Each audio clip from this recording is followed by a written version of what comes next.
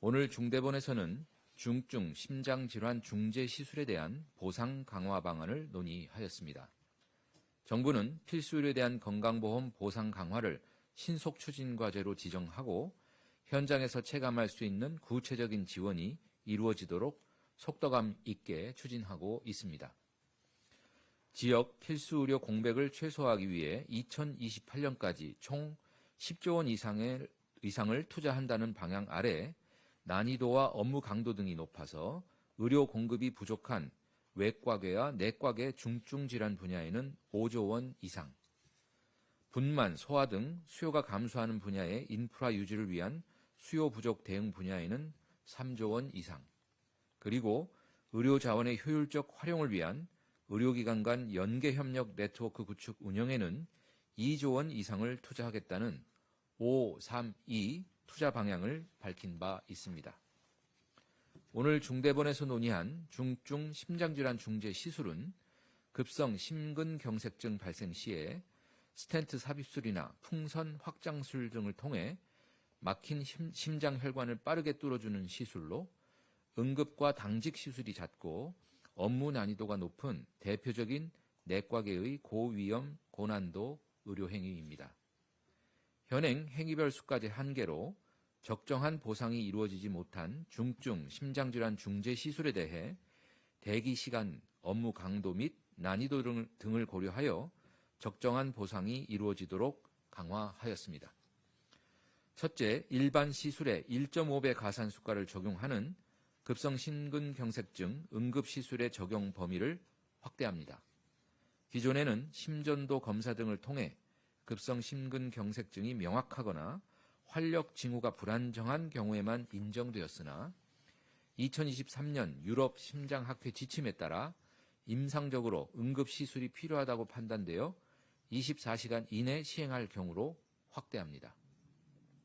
둘째, 심장혈관 중재술의 경우에 기존에는 총 4개의 심장혈관 중에 2개 이상의 혈관의 중재술을 시행하더라도 2개까지만 수가를 산정하였으나 앞으로는 시술하는 모든 혈관의 수가를 산정하고 시술 수가도 기존 최대 130%에서 최대 270%까지로 대폭 인상합니다.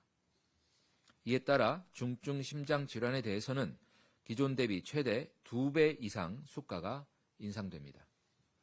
예컨대 상급 종합병원에서 4개의 심장혈관에 스텐트 삽입술을 시행할 경우 기존에는 2개의 혈관만 인정되어 약 227만 원의 수가가 적용되었으나 앞으로는 4개 모든 혈관에 대한 시술이 인정되어 기존 대비 2배 이상 인상된 약 463만 원의 수가가 적용됩니다. 이러한 개선 내용은 급여기준 고시를 개정하여 6월 1일부터 적용할 계획입니다.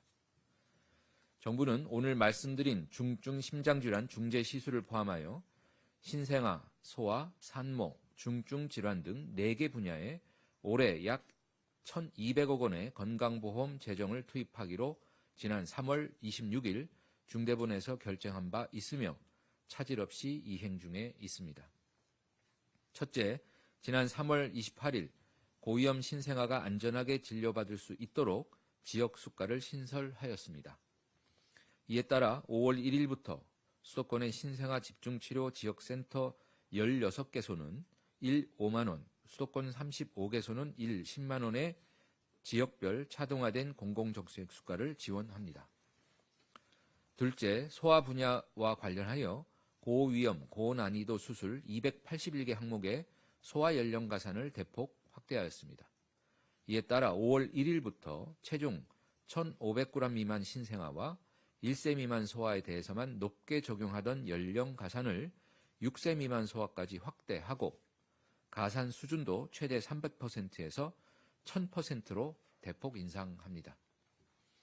셋째, 산모 분야와 관련하여 지난주인 4월 25일 고위험 산모 신생아 통합치료센터에 대한 사후 보상과 공공정책 수가를 신설하였습니다.